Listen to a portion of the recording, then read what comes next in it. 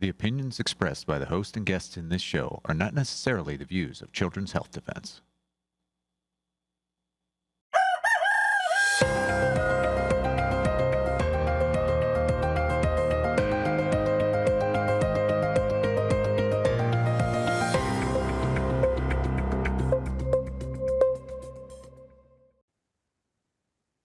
Good morning, CHD. Today, I have a very important guest, someone who has basically decoded the mechanisms by which the globalists, the cabal, the elites are trying to take over the world. He is the author of a Substack called EscapeKey, or ESC sometimes. It's a very important, extraordinarily important Substack. I was astonished when I first discovered it, when one of my readers sent me there, because he has uncovered so many things about the underlying architecture of each piece of how the New World Order is being developed. Now, Jeffery Epstein had a finger in most, if not all, of these pieces, at least 7 of these different pieces. In addition to his sex trafficking and everything else that he did, he was critical in developing programmable CBDCs and developing the concept of impact investing, which means encouraging people, and there are different ways to encourage this, that investments should go, especially for organizations like BlackRock, Vanguard, State Street, that the way they should spend their money to invest is for social good. And then, of course, the Jeffrey Epsteins get to define what social good is and what money can go to certain investments and must be taken away from other investments because not only are they not socially good, but they're socially bad. For instance, investments in fossil fuels. So EscapeKey, not in addition to doing all this, has looked at many other aspects of COVID, of Jeffrey Sachs, of how the world works, and explained it to us because his background is in systems analysis that enabled him to see things that almost nobody else in the world has seen. There's nobody else I know who has seen into these things as clearly as he has. And I'm going to bring him on now. He is often using terminology that is challenging, words that people are unfamiliar with. And so I'm going to wind up letting him talk, but interrupt him probably quite a bit to explain the terms and make sure everybody understands what we're talking about, because it's very, very critical to understanding what is going on, what is happening, what is the New World Order, what is the class warfare that we are now engaged in, that we are being attacked with, that is trying to steal our ability to think, the ability to spend our own money, to impoverish us and to take control of us. So it's very important to figure out how that's happening and resist it. And so EscapeKey, I will refer to you that way. You are on now. Tell us what it is you have learned about the mechanisms for gaining total control of the world. Yeah, hi, and good evening. It's very difficult to lay out very quickly because it's incredibly complex by design. If things were simple, they would obviously have been deciphered a long time ago, but they haven't been deciphered by and large. And it's because they use a large amount of Aesopian terminology for starters, as in they say one thing, but they mean something completely different.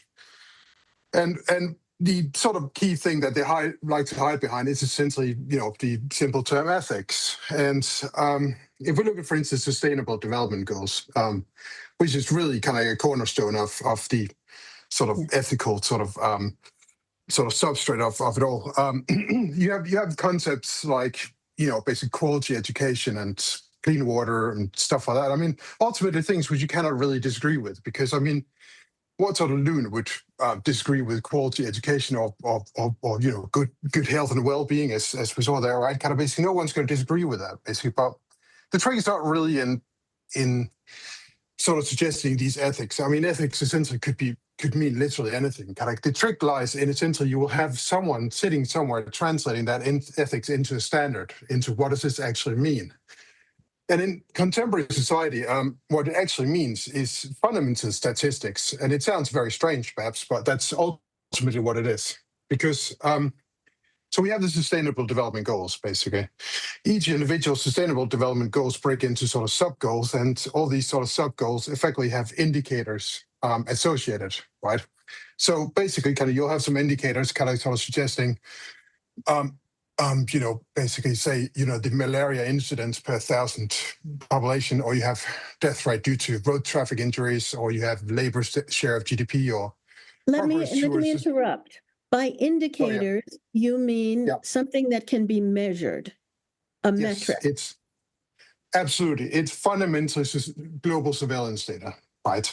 So right now, kind of, we effectively have live streaming satellites, which stream basically kind of, 24/7, pictures from sort of space, right? And that fundamentally is used to sort of patrol the sort of oceans and the landscapes, kind of basically sort of which relate to those particular sustainable development goals. But in addition to that, kind of basically on a more sort of subjective, basically on a personal basis, we also have our mobile phones, which are obviously, sort of surveilled 24/7. We got social media, kind of and fundamentally, we got, public health surveillance, kind of basically we have city IoT sensors. I mean, there's surveillance covering literally everything. So fundamentally, kind of what's taking place is we have all this vast sort of surveillance. All that surveillance information is then taken and quantified and normalized and turned into very, very simple indicators. And those indicators basically effectively sort of normalized surveillance information. And the reason why it needs to be sort of normalized is because that way we can compare sort of health statistics in the UK to health statistics in, I don't know, Namibia or New Zealand or Chile. That way, essentially, all the information, by normalizing it, all the information becomes comparable basically on a global scale. And once you have essentially kind of like these indicators, and for instance, like kind of basically manufacturing. Manufacturing employment as a proportion of total employment. I mean, basically all these sort of indicators, right?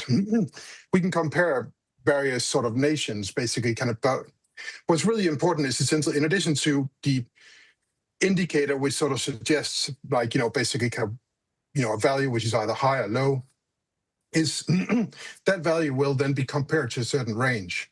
So that means essentially if we're higher than a certain threshold, that'll be considered bad. But for instance, it could also be considered bad if it's too low, because that'll indicate that, there's too much luxury or whatever kind of is in this nation. Consequently, you effectively have a sort of safe range where essentially if that indicator is within that range, then that's deemed good. And if it's outside that range, then it's deemed bad. And now you fundamentally have a question of essentially good versus bad. That's, okay. really perverse version of ethics. Right. And so this is a way of taking ethics and turning it into a social credit score. Fundamentally, yeah. I mean, it's basic statistics. Well, yes. I mean, because everything is done on computers. So it has to be numbers. Everything is converted into numbers. Everything about us is converted into numbers. And of course, ideally, what the New World Order wants is for everything in the world to be tokenized. So every potential resource that we have, even the air we breathe, the water in the brook in front of our house, will have a value, a number, placed on it, and that will be a value. And then they're going to calculate the value of our countries that can then be used to borrow, to indebt us more as collateral. So that clean air you're breathing or the water in the brook will be used as collateral to indebt you further through your town, your county, and your state and country. Absolutely, kind of. But it said once we then have this sort of these indicators, so 230 indicators, sort of basically covering the 17 SDGs. Then effectively, basically, you can let me interrupt you again. So he's talking about the Sustainable Development Goals that have been set up by the United Nations system that have been accepted by almost all countries as a goal. So now we had before this is the Millennium Development Goals and Agenda 2015, and now we're on Agenda 2030, and we are supposed to accomplish all of these 17 Sustainable Development Goals in the world by 2030. They're very expensive. The UN has predicted that we're going to need many trillions of we are going to have to supply to them many trillions of dollars in order to accomplish these Sustainable Development Goals. So go ahead. That's actually correct. And that takes us in a little bit of a different sort of path, but that's actually very interesting you say that, right? So for instance, in 2024, I think it was basically at the Conference of Parties, basically, the United Nations Framework Convention on Climate Change, UNFCCC, they basically kind of said right now, fundamentally the West is sponsoring, $300 billion worth of taxes basically are paid towards kind of solving climate change or climate finance ultimately, right? That number will be scaled to $1.35 billion basically by 2035. This is money which is fundamentally removed from the sort of from the Western nations by and large, right? Now that money effectively is then channeled into sort of public-private funding sort of partnerships, basically, which are ultimately called blended finance. And what blended finance, that means the taxpayer throws in money, the private investor throws in money. And absolutely. Of course, the private investor gets the profit, the taxpayer gets the loss. Absolutely. Basically, it's quite remarkable basically what they've done in order to sort of solve this problem, because they've structured it in such way that the private investor gets higher yield, as in gets a higher return on investment, and the public basically kind of takes all the losses, basically. And it's remarkable, really, when you're sitting reading these documents from the Global Environment Facility, how shameless it all is, because they're literally sitting saying that the private investor wants 7% in order to participate. So because this kind of the public investor can only receive a return of 2%. Now you might sort of accept the sort of premise that kind of like, the public, because all the propaganda sort of says, the public needs the private investor. But when you actually look at the funding flows which go into basically public and private pools, it's largely about 90% of public money and 10% of private, basically, kind of money, right? So fundamentally, kind of, no, it's actually the public investor that doesn't need the private at all. Well, blended finance, in effect, is a transfer. It's a transfer of wealth from basically taxpayer pockets into private pockets. And when you started off basically earlier talking about impact finance, that's fundamentally impact investing. Impact investing is then taking the concept of blended finance, which is fundamentally funneling money from the taxpayer into private pockets, and coupling it with some sort of social objective, where the social objective then can be a sustainable development goal. Exactly. And then there are, using the ESGs, for instance, companies will be penalized unless they invest doing the so-called impact investing and invest in the industries or whatever companies that are approved by the person who's giving these companies ESG metrics. Somebody decides, so companies are supposed to fill out forms and make claims. Oh, yes, we have plenty of minority people in our leadership. We have lots of women on board. We are investing to help the third world, et cetera. They fill out these forms. They make a lot of claims. Many of them are bogus.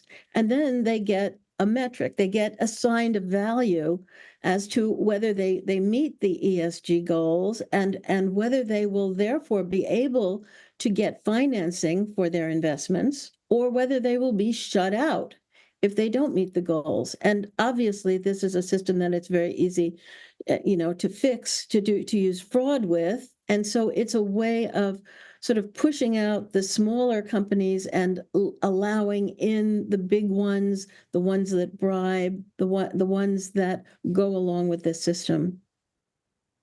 Yes, fundamentally, as it is right now, when you have large corporations which go along with all the sort of ESG nonsense, basically, in order to sort of qualify for lower cost of finance, basically debt financing, basically they have to adhere to certain objectives, and that's fundamentally why a large amount of them do that, basically, because that will lead to them basically essentially financing their debt loads basically substantially cheaper. It's not really to a large extent about them fundamentally believing in these ideas. It's just if you got $20 billion debt on your books, and you're paying 5%, normal interest rate, for this $20 billion, or you can cut it to 3% if you only promote this ridiculous nonsense. Then it becomes very, very easily a calculation which your shareholder will approve. And that's fundamentally how they squeeze everyone, because basically it's not just a matter of squeezing corporations through ESG and cost of raising sort of money on the markets, but they fundamentally do the same thing with nations through development aid. And the way essentially that works is in 1961, we had Robert McNamara, who went to the Department of Defense, and he introduced something called the planning, programming, budgeting system, right?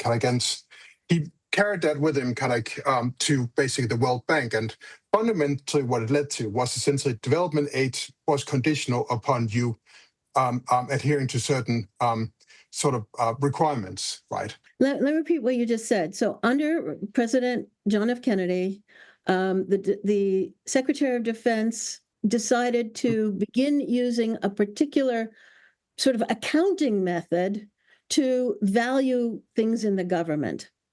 He was then, and he was a big Vietnam War proponent. He was then moved to the World Bank and started running the World Bank in the same way, using the same system, which you're going to explain to us now. It fundamentally boils down fairly simply, actually, because this is fundamentally systems analysis, where effectively you have a certain number of inputs and you get a certain number of outputs and outcomes, basically, and that's fundamentally it. So you have something which is called a program element, which takes a number of inputs and gives you an output. And that perhaps sounds very, very simple, right? But the reason why it's so revolutionary is because when you claim that you can sort of forward predict what you'll get as an output if you do this and use these inputs, then you can start chaining these sort of program elements together. And that means you can start constructing sort of Soviet-style sort of 5-year planning.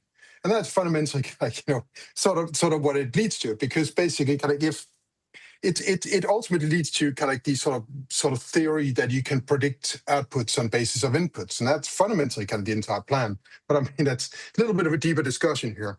The point is just basically took that with him to the World Bank, and the World Bank in the 70s through the new international economic order started basically applying conditionality to every single loan, right? So if you're a foreign nation basically and you're struggling with debts, which let's put it most third world nations were at the time, you obviously were largely dependent upon foreign aid.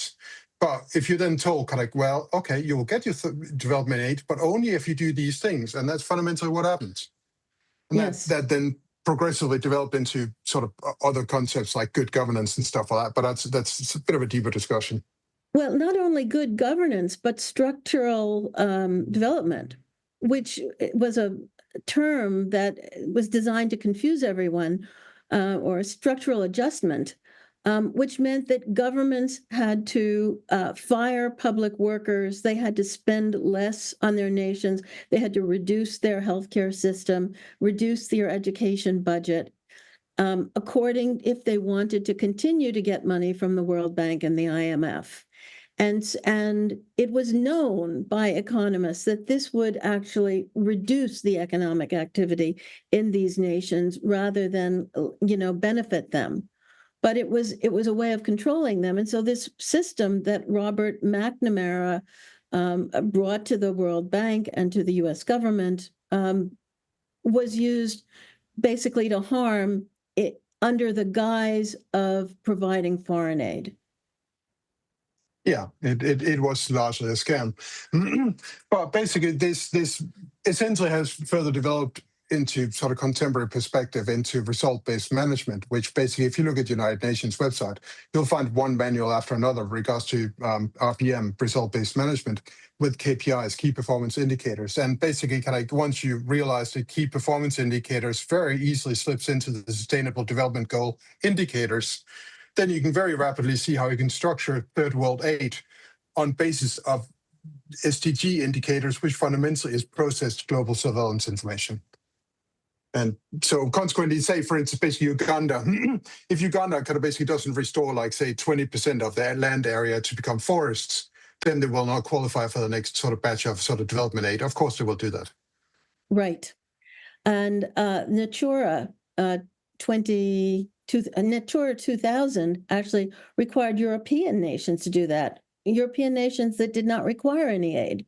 But still, because of the Sustainable Development Goals and because of these treaties that had been signed by, what I would say is leaders who were not interested in actually helping their nations, these countries were required to take these areas that are colored and basically have the government manage them for for the purposes of helping nature, rather than, even though they were privately owned, the government was now required by these treaties to manage private property to benefit nature rather than the landowner by certain years.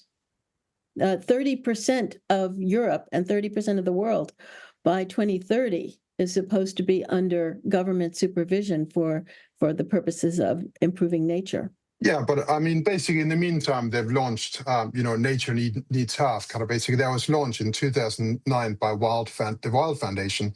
And if you look into the Wild Foundation, kind of they were fundamentally, Rothschilds sort of involved, kind of basically, and they were behind the 1977 World Wilderness Congress. 1977 in Johannesburg, which is basically where Steve Biko died at that point in time. Fundamentally one of the events which led to the end of apartheid, right, took place basically kind of at that point in time. And at the first event, Edmund de Rothschild basically delivered a speech kind of basically about, which involved like kind of Teilhard and sort of a Nietzsche quote as well. Basically, it's quite an interesting speech, right? But basically, the really sort of event to pay attention to was the fourth event, kind of because that's basically where the World Conservation Bank kind of basically was introduced. And what the World Conservation Bank ultimately developed into kind of basically was basically the Global Environment Facility. The GEF today is fundamentally kind of sort of it's not the World Conservation Bank exactly, kind of basically it's sort of what they always do kind of basically is when people kind of get too close, is that they sort of like kind of try to sort of like make look at like something else, right? Kind of basically they will give the impression that no, we've gone a different direction. This Exactly. this is totally not happening, right? They change the name, yeah. or they change the what the goal is, what the mission is, or they shut something down and start something else that's almost identical. And by the way, that's not only done by these multinationals, but it's done in the military all the time. So if you're trying to study something, just forget about it. It won't have the same name for very long. Oh, I'm sure, basically. But at that point, there was this chap called George Hunt, I think that was his name, right? And he by sheer accident, he managed to secure sort of like basically working as a volunteer, kind of basically at the World Wilderness Conference, and he sat in on some conversations where he suddenly realized there's something not quite right here. And obviously the mainstream media always does what they do. They sort of try to paint him up as some sort of crook, kind of basically who's just like trying to grift, kind of his money, whatever, right? Kind of, it doesn't really matter.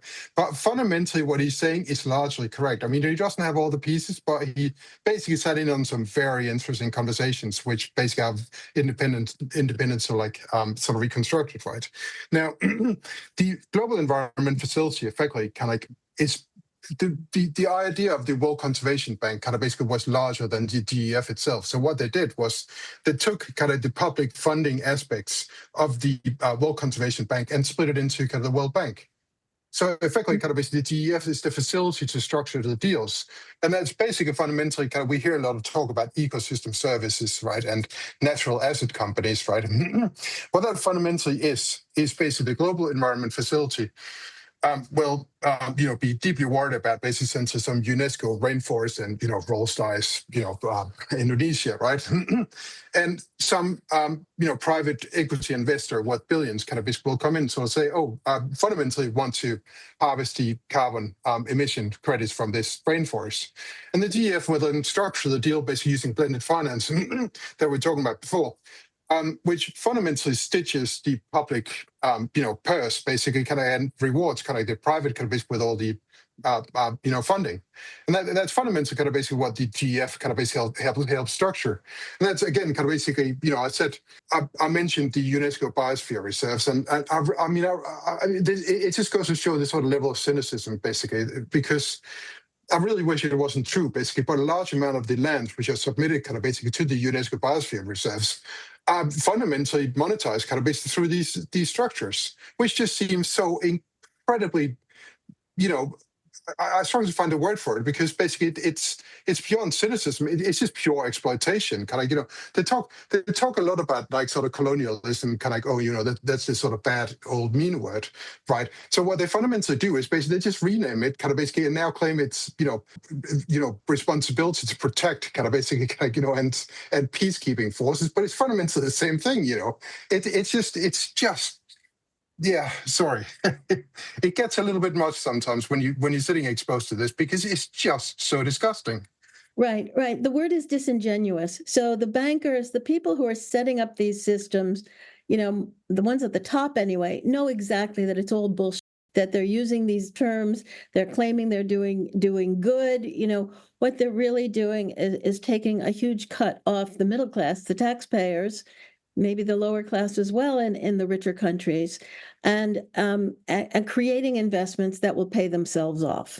And really no good comes from it. The whole concept of carbon markets is a false concept, that we have to control the amount of carbon dioxide in the atmosphere, when there's really no evidence to support that. The climate scientists basically were funded if they agreed with this carbon dioxide theory, and if they didn't, they gradually all lost their jobs and their funding. So now we're stuck with a whole bunch of meteorologists around the world who are, not truthful academics, but toe the line and continue to come up with nonsense, while the people who are retired or who lost their jobs and their funding are trying to shout in the wilderness that this whole climate business is a complete scam. But it's a very important scam for the globalists to maintain, because it justifies a great deal of what they're doing. It's designed to make them trillions of dollars, that having carbon markets which they can invest in, so that, for instance, they can gain carbon credits by investing in this, Rhodesian, now Zimbabwe forest. It's such a big scam. It's so extraordinary. You can't believe anyone would have tried to pull it off. But it was in the planning for many decades. And again, people like Henry Kissinger, Maurice Strong, the Canadian oil millionaire or billionaire, and Jeffrey Epstein were the people who were devising these systems and pushing them out. Jeffrey Epstein and Maurice Strong had each of them had an incredible Rolodex where they could talk to virtually any leader in the world. And they made these things happen. They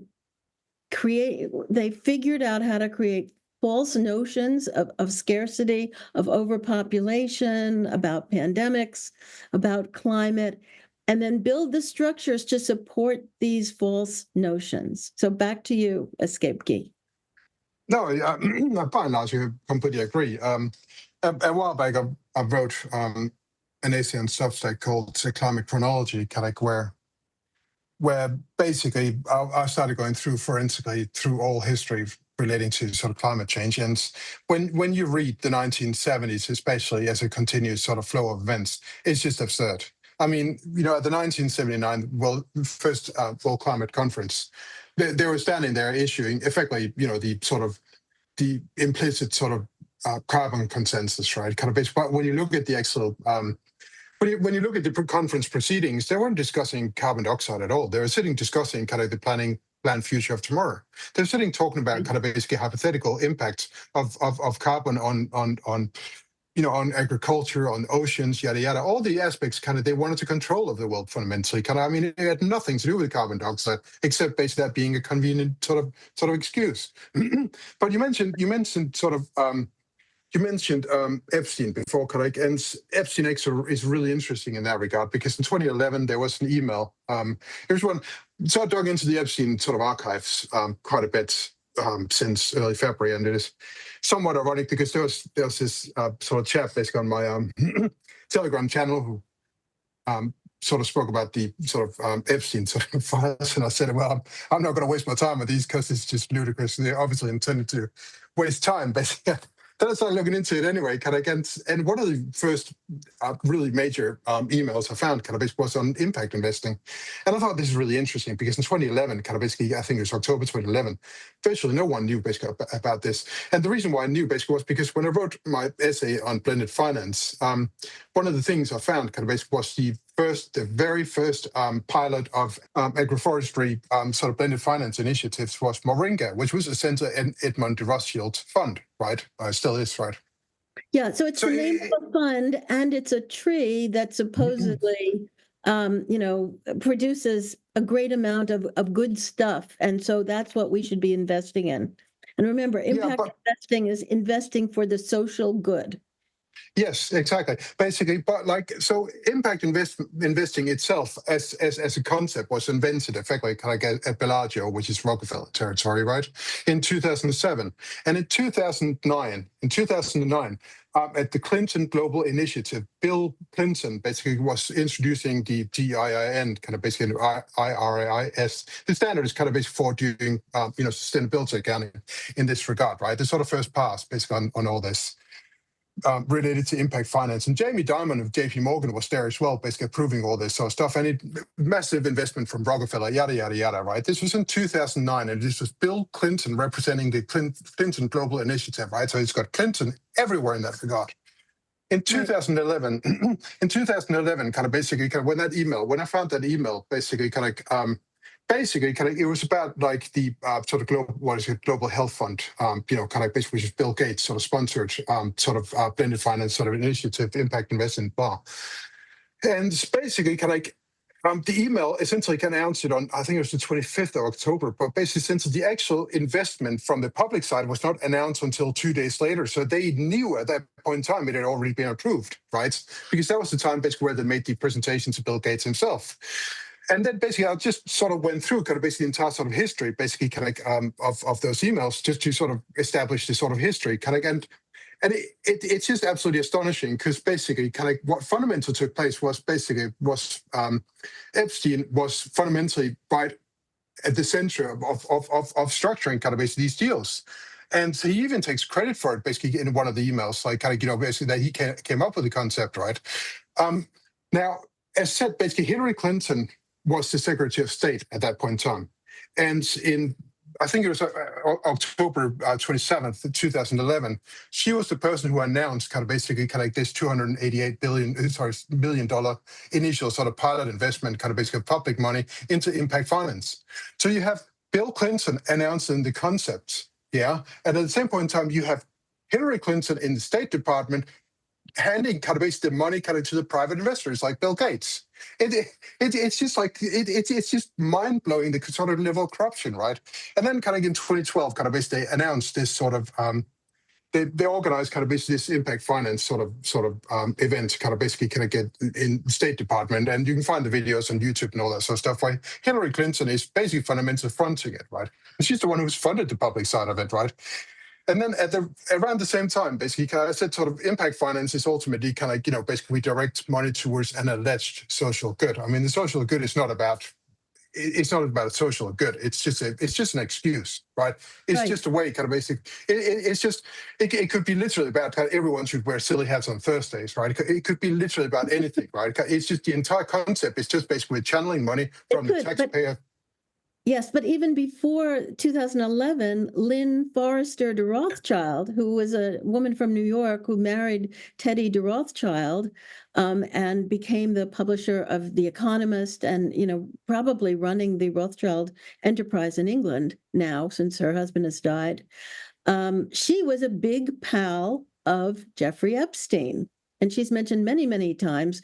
And she may have introduced Jeffrey Epstein to Bill Clinton. So again, you see the bankers had the plans first, then they move it into government, get the blended finance going and the impact investing. Meantime, Jeffrey Epstein is making money off of this. Lynn Forrester de Rothschild is making money.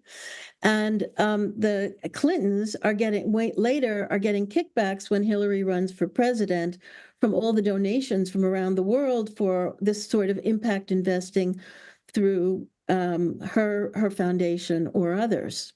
So it's not fundamentally kind of just about making money. I mean, the making money is the sort of like kind of throwing sort of, it's picking up pennies in front of the steamroller ultimately, because it's ultimately about basically controls the sort of generation of the ethic, right? Kind of based that conversion into a standard, right? Whoever does that can fundamentally make all the money of the world in an instant, right? Kind of based because they set the rules from which everyone else plays, right? Kind of so, yes. the billionaire class, that sort of thing, sure, kind of basically they're coining it in, and it's obviously outrageous because you almost start to think it's intended to be outrageous, so you get just angry about the billionaires and stop thinking about basically who's behind the billionaires, right? But basically, in regards to the impact finance, right, kind of the impact finance is fundamentally about channeling money into a certain direction, right? You also have another concept, basically, kind of, which is basically pulling money out of it, and that's called stranded assets. And stranded assets is essentially, it works basically through sort of, you have a black box which sort of determines that in 30 years, like let's say basically your house is built in a floodplain, right? So this, a hypothetical floodplain in 30 years time, right? A black box will sort of simulate, kind of basically, or calculate kind of basically that your house is now effectively worthless, basically. And because of this, they will raise capital requirements kind of basically through Basel 3.1, which is this framework, which sort of tells banks how much money they should keep on their books in order to hold mortgages or whatever of, assets of a certain type. Yes. Let me interrupt and say, okay, we're talking now about a concept called stranded assets. And that's a way for these globalists to turn valuable property into property that has no value. So if you don't go along with them, or you happen to own the wrong property because they're making new rules about what is worth something and what isn't, they can they can define your property as being worth much less than it was before, or being worth nothing.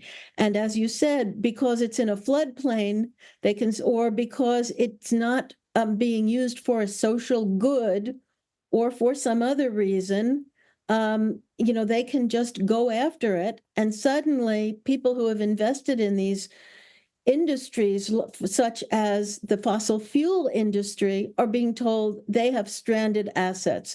Their asset is no longer worth very much. Go ahead. It's absolutely correct. Fundamentally, what's happening is, say, for instance, you're sitting on basically kind of an undeveloped sort of oil resource in the North Sea or whatever, right? But fundamentally, the banks are considering those, not really worth funding, because it'll be so expensive, kind of basically for them to fund any kind of venture which develops that oil. That oil essentially would become so expensive that no one will realistically sort of develop them, and that strands those assets. So fundamentally, kind of what stranded asset is a way kind of to remove capital, kind of basically from certain sort of basically kind of areas, whereas impact finance is a way to channel money in. Now, if you consider those two as a whole, you have one side basically which receives money for some sort of ethical reasoning, and you have another side which removes money from some other also ethical reasoning. What you in effect have here is essentially you have one instrument which basically, generally speaking, moves capital in the direction that alleged ethics, which is really just glorified statistics, sort of dictates kind of basically that money should flow. And that's fundamentally kind of where we when we then look at essentially, we were talking about PPPs and third world development aid, which fundamentally operates by the same principle that it's moving in the direction of where the ethics say it should sort of flow. The final step of that sort of process is fundamentally the central bank digital currency, which is essentially, conditional upon you fulfilling some sort of obligation, right? And one of the obligations, obviously, is that you cannot go above your sort of carbon threshold, carbon emission threshold for the month, whatever. And that's essentially being phased into the European Union right now, basically, because in January of 2026, the CBAM, the what's called Carbon Border Adjustment Mechanism, essentially associates a large amount of sort of imported goods with a sort of carbon cost, effectively, right? That's ultimately what it is, right?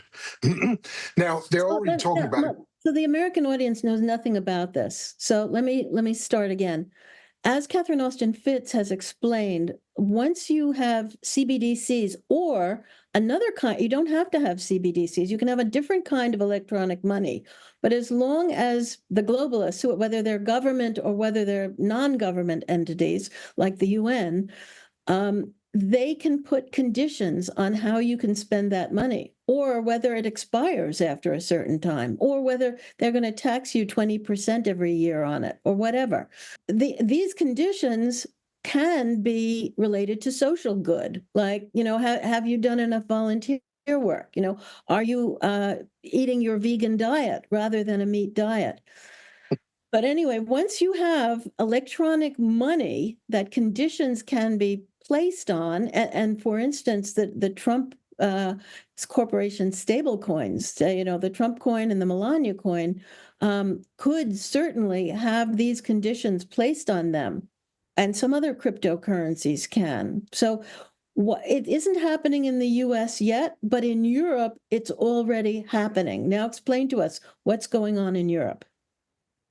Well, basically, so there's a number of different things which are being pushed in at the same time, right? We have carbon border adjustment mechanism as set, which associates sort of goods with a sort of carbon sort of cost, right? Carbon cost of production. And basically, that's initially only rolled out to a certain sort of palette of goods, but that palette of goods is only growing, right? And before you know it, it'll consider every single product you can possibly realistically buy. It also initially at first stage, it's only at the import border, right? But once you got it at the import border, it's fairly trivial to get it to the end consumer. So, already right there, you have these sort of fundamental sort of spine of creating kind of like a carbon cost association, basically, which each individual product in retail. And once you have that, then kind of basically with the central bank digital currency, you got basically kind of like, metadata associated through ISO 20022, basically. It's sort of a standard which sort of associates every single time you do a CBDC payment, like what is it for, where was it bought, and stuff like that, right? All this sort of information which isn't about what the good itself is, but what all the information which sort of surrounds it, right? And that can obviously be used to sort of do geofencing on, so you can't buy a pint of milk unless it's within 3 miles, whatever, right? Which they were, seriously talking about during COVID, But in addition to that, one of the things, well, actually two things, first off, kind of based in Europe, they talk a lot about like, oh, don't worry about it because the central bank digital currency will not be programmable. No, it will not be programmable because that's not where you would put the programmability. You put that in the wallet, right? So you place bases into the actual kind of programmability in the wallet, because that way, when you do a transaction, then you have a source wallet and a destination wallet, and once you have that sort of link between the two, then you can start doing your calculations on does this person have the right to sell this product? Does this person have the right to sell the product to this person? And does this receiver, does whoever wants to buy, does he have enough carbon credits? Does he have his vaccine, status, basically in win condition? All that sort of stuff, and that's fundamental what they do. They keep basically just telling lies, right? They say it's not programmable, because the programmability is not where they tell you it's not going to be programmable. It's just right. It's just lies through omission. But the other thing I really wanted to say with regards to the United States, it's quite correct that you don't have the same sort of structure basically in place right now. That part is absolutely correct. But United States generally tend to do things in a slightly different way to the rest of the world. You tend to have more emphasis on the private sector. And that's fundamental. I haven't looked deeply into this, but basically in central bank digital currencies, you will likely have stable coins kind of basically, and it will fundamentally be the same system, but it will just go through basically a private vector, if you see what I mean.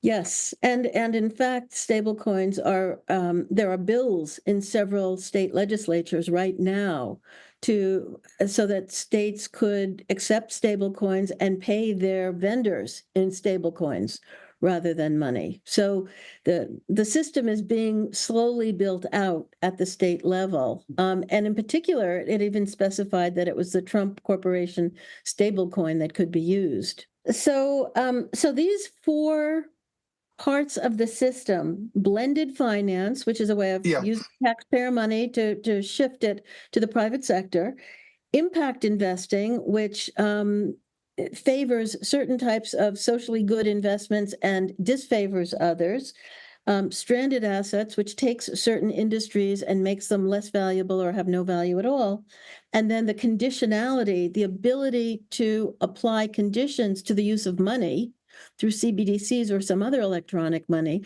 These four things would enable the globalists, the people who want to build the New World Order, to gain basically total control of us. Is that correct? That's the fundamental spine of it, yeah. Basically, kind of, yes, you're largely sort of correct here. Kind of a splendid finance is just a mixing of public and private capital based on onerous conditions, like hugely favorable kind of to the private parties. Then the impact investing is essentially overlaying, doing the blended finance for a social and ethical purpose. And then kind of a stranded assets is the reverse part of that coin, because, they can't literally produce sort of a concept which sort of tells you explicitly kind of that money should follow an ethical guideline. So they split it up into two parts, pass them individually, kind of, and then without you knowing it, they're actually part of the same structure. And then the final stage is essentially the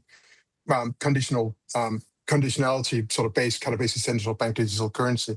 And for those people kind of basically have a technical mindset, I would advise you read the documentation for the Bank for International Settlements project Rosalind, because it's got like sort of deeply Project hidden, Rosalind, Project Rosalind. ROSALIND. Yes, it's got so it's fundamentally an API. It's a function, sort of set of functionality, kind of, which will be embedded within the sort of central bank digital currency layer, right? And one of the functions basically is called a three-party lock. And normally under normal conditions, right, you have a buyer and you have a seller of a good. So say, for instance, basically I sell you an apple. I'm the seller, you're the buyer, kind of basically on normal conditions, you don't only have got two parties involved in a trade. But it's got a functionality which is called a three-party lock. And there's still the two of us, but in the middle of us is a middleman, kind of, which will effectively going to go out and check whether you satisfy the conditions, which will allow the trade to go ahead. That's fundamentally kind of where it hides. And there's been a number of trials already with conditionality, sort of conditional CBDCs, right? Conditional payment sort of functionality. I think it's Bank for Israel, basically the European Central Bank, and a few others kind of have experimented with that. But fundamentally, it all hinges upon the three-party lock of Project Rosalind. A three-party lock, LOCK. Yeah. Yes. Right. So so this lock can stop you from spending your money, or from selling something to someone. It's fundamentally, they speak a lot about programmable money, where essentially the transaction will only go forward if a certain condition go ahead. And essentially, kind of basically by taking programmable money, kind of get sort of like individual sort of steps, individual sort of processes, and chaining them together, they can construct a huge amount of sequences which take place if one thing clears and the next one sort of clears. If you see what I mean, kind of they can fundamentally restructure the entire financial world to be instantaneous on basis of that, and it all hinges upon basically that. Now, one of the key problems with regards to creating a world financial system where essentially everything can be programmable to such an extent is essentially, say, for instance, one of these transactions is not good. How are you going to do it? How are you going to do it? A billion transactions have gone ahead in the meantime, and a lot of transactions have gone through only because basically that one went through. You cannot unwind this. Once we transition to this sort of new world order, kind of basically with this, this sort of programmable, unified ledger, yada yada, kind of basically, since there's no way to unwind these things. If that makes sense. What do you mean by there's no way to unwind? because under normal circumstances, like let's say, for instance, if I sell you a faulty good, right? If I sell you a television and the television doesn't work, you can take it back to the shop, or you can call up your credit card company and you can get your money back, right? Right. The problem is essentially that these things will transact in milliseconds, and by effectively there's no way to really appeal to this. I mean, you can appeal to this, but it takes a little bit of it's a little bit difficult to appeal this. What fundamentally they will do then is to sort of layer these sort of conditional sort of finance, basically sort of blocks, right? They will have sort of programmability, sort of like saying if this transaction in regards to a television went ahead, then you've already I've already scheduled basically in that case, I'm going to pay basically my supplier for a new television and have that sent in, and he's going to buy basically essentially more goods basically from his sort of part of the supply chain. So if you see what I mean, the very second basically where one transaction goes through, it ripples through the entire economy, can launch tens of thousands basically of individual transactions in its wake. Now you think about that basically since our normal circumstances in our world right now, that typically takes hours or weeks, which means you have a little bit of time to actually sort of like say, no, stop, there's something right here. But in this new system, basically, it will ripple through the entire economy in a split second, and there's no way to unwind it. Now, that might seem trivial, basically, if you're only dealing with a television or whatever, right? Because it's just a few parts. Okay, but a lot of these deals basically will be multi-billion-dollar deals. How are you going to wind that? Yes. Okay. Well, I have a couple of things to say. One is that Jeffrey Epstein was designing this, and he was using Larry Summers to do so. He was giving Larry Summers the conditions that he wanted met, and he was using Joy Ito. Joy Ito ran the MIT Media Lab. Somehow he got that job. He had no qualifications for it, and now he's back in Japan, with another good job. But he also worked closely with Jeffrey Epstein. Summers was a former president of Harvard. His uncles were Nobel Prize winners in economics, and he himself was Secretary of the Treasury, and was considered one of the top economists in the United States, if not the world. And yet here he was doing the bidding of Jeffrey Epstein to design this type of financial system for the future. And that is why he lost his job at Harvard, not because he was asking Jeffrey Epstein for advice on how to get his former grad student into bed with him, which we already knew about. But now we found out that he was central to designing the new slavery system, and he had to resign from Harvard. And I believe, but he had to resign from some major company that he was on the board of because of this. What else do I want? Go ahead. Yeah, I can just say, I'm really happy you brought up Ito, right? Because a lot of people basically online are sitting talking about, Epstein was just like this sordid individual who sorted out, sex deals, blah, blah, blah, right? And sure, I'm not going to disagree with that. But he was far more than that, and he was a very intelligent person, right? Because Joy Ito, without the shadow of doubt, is a very intelligent man, right? No question about that. There are emails where he is basically sitting, editing or suggesting modifications for Ito's papers, right? Now, and Joy Ito he fundamentally went and basically digital media labs, right? Basically what's digital currency and this is basically they did a trial called Project Hamilton, basically the Federal Reserve at Boston, right? Who's in the sort of sphere of the Bank for International Settlements, which looks like a lot of this sort of fundamental structure basically which they've been implementing at the BIS afterwards. So arguably if you look at this there are actually direct vectors based from Epstein straight into the BIS. Yes. Epstein was fundamental to this system in the same way that Maurie Strong was earlier. And I think in a way, that is why we've gotten so much information about the sex trafficking and the young girls and all of that, is to deflect and distract from what Jeffrey Epstein was really spending most of his time doing, which was creating the architecture for the New World Order. And maybe we have to stop now because time's up, but maybe we'll have a second interview and we can talk about that primarily. Would that work for you? Yeah, no, that'd be great. Any final words? Want to say, keep your eye on Epstein. There's a reason why they wanted off the front pages. I don't think I don't think kind of like the final revelation has really been sort of made in that regard. And I think fundamentally, I'm not going to say for absolute certain kind of basis, but there are quite a lot of sort of science that, Rainer Littke in 2016, who's this historian, wrote this essay called Agents for the Rothschilds. And he very, very, very much looks like one of those basically that he describes. It's a very, very interesting sort of pattern kind of he describes basically in that essay. Okay. Well, I hope everybody learned a lot. It's a big thing to, big story to chew on, but we'll get back to it. We'll talk about it some more. And hopefully next month we can dig deep into what Epstein was really about. Okay. Thank you so much, EscapeKey. Everybody should look at his Substack. The articles are long, they're complex, they are unique. They have more information per square inch than anybody else about what's really going on underneath what is creating our new world order and how we can fight back. So thank you very, very much, and we'll see you again soon. Tell us your name, please. Shannon Kennedy Leonard. And this is about you and your injury when you were 8 years old. Yeah. Right, go back and tell us what happened.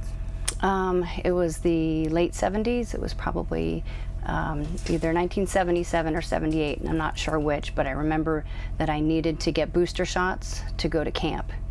And I'd always had all my vaccines, but this was a day where I went, and my brother had to get one as well, and I got my shot. Do you know what it was? I don't know, because this was a childhood schedule, and 78 or 79, which was not anywhere close to what it is today. But as I recall, and as my mother had recalled, it was I needed a booster. So I went, and no kid really likes getting their shots, but I got mine and went into the waiting room afterward while my brother was having his turn, and I suddenly didn't feel good. And I remember not feeling well. I put my head down between my knees for a minute because I didn't even understand what was happening to me.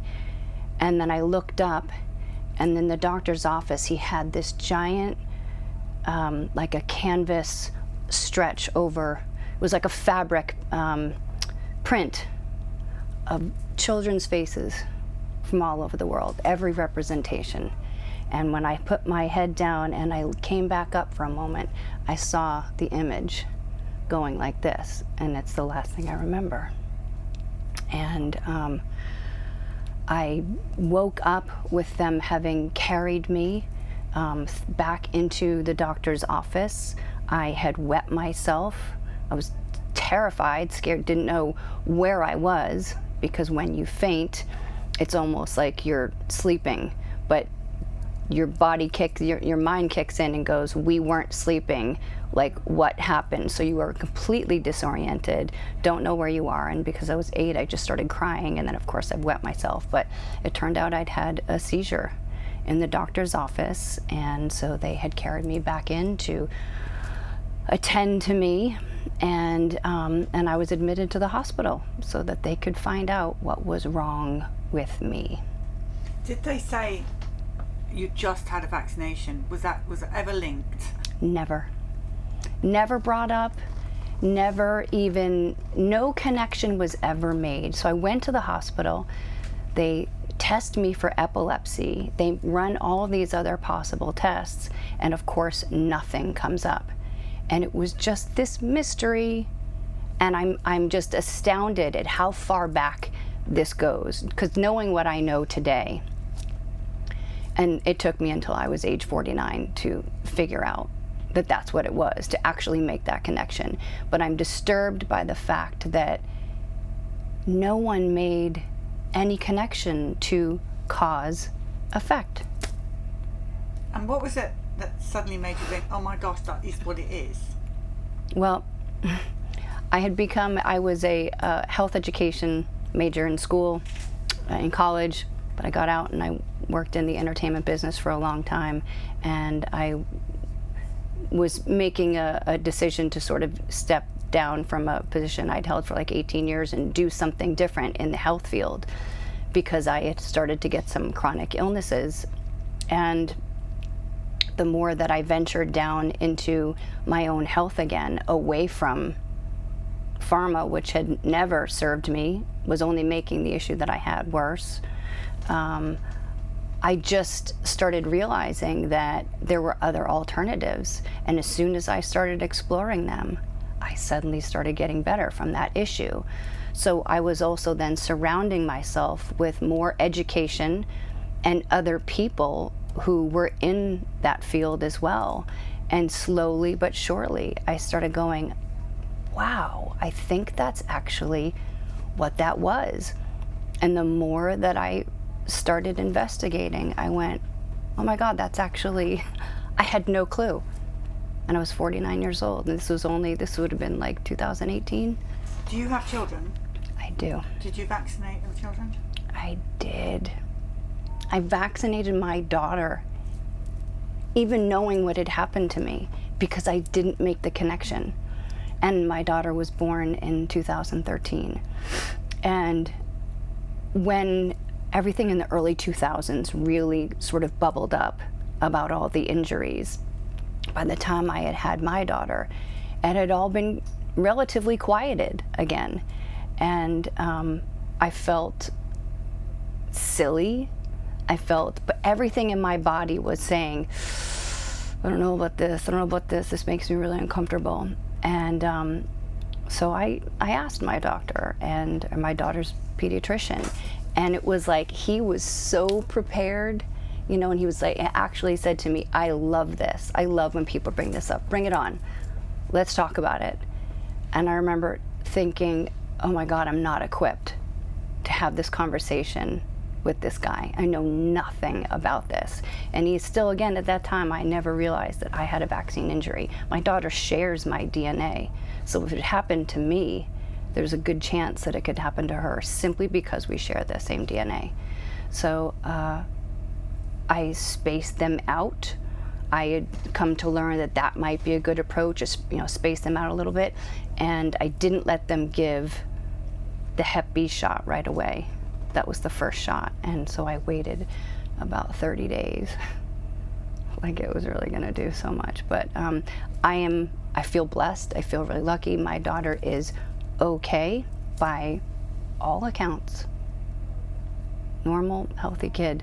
But after everything I learned, because once I made the connection that what had happened to me was indeed an injury, and then, that was 2018, and then along comes COVID, and I started investigating more, and the more I learned, the more utterly in shock I became, and I felt like as a parent that I had not done my due diligence, and I was one of the lucky ones.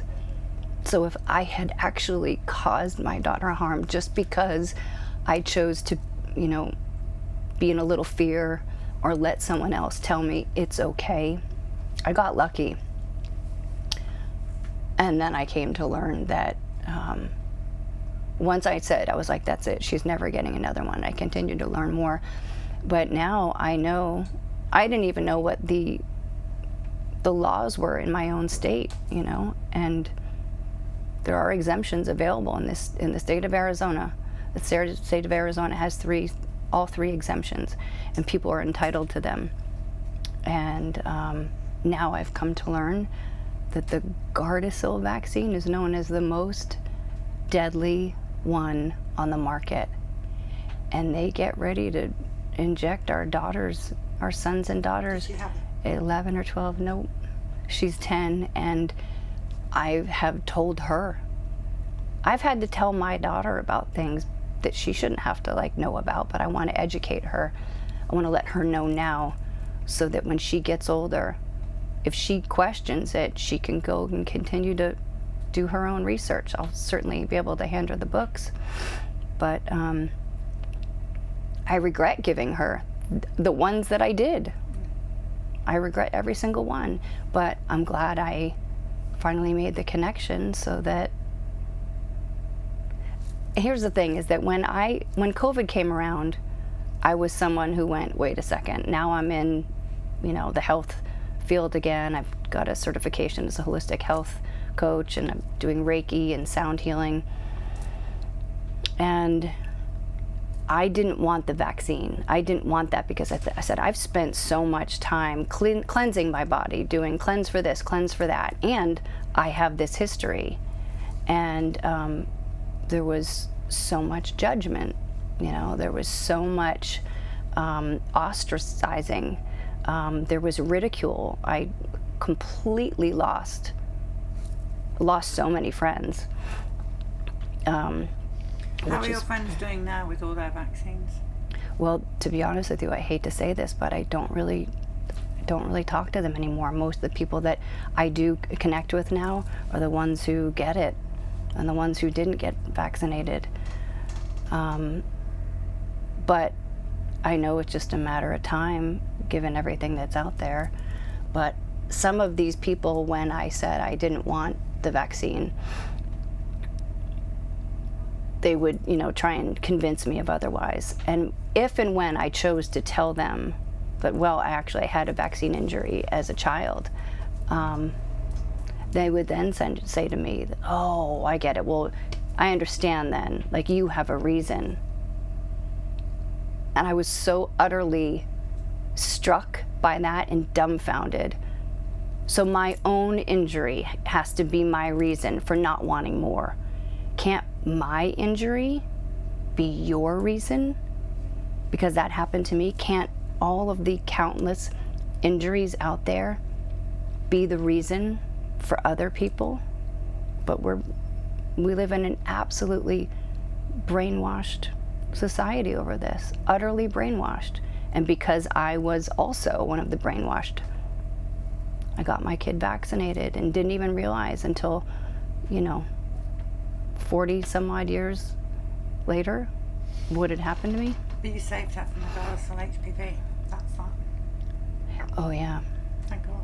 Oh, I know. Children are dying. Little girls. Two little girls recently died, and their mothers are faced with carrying forth lawsuits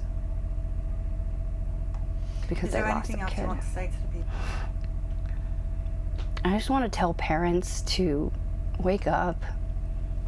Just for a moment, consider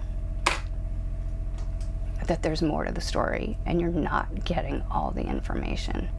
And there's people out there that profit off of everything remaining the same, let that be a red flag to you, because there's a lot of them out there.